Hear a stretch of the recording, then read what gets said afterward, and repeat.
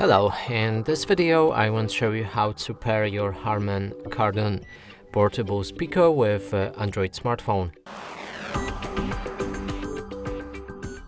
And to do this, first let's open the Bluetooth on smartphone here in notification bar, or you can go through the settings however you like. Make sure that it's on, then move on to the speaker, and right here on the left side there's a power key which you need to press and hold for a few seconds until it starts.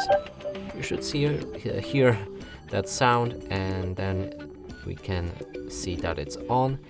Then enter pairing mode by clicking on the Bluetooth and holding it until you hear a different sound.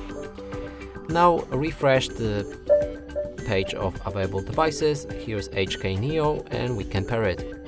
In case you don't see it after the pairing mode, you might need to perform factory reset, and to do this you need to hold the minus and plus button, which is volume up and down button, at the same time.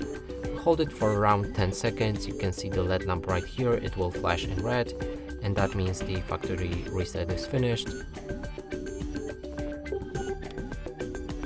Now I'm going to remove it from the devices list, then power it back on.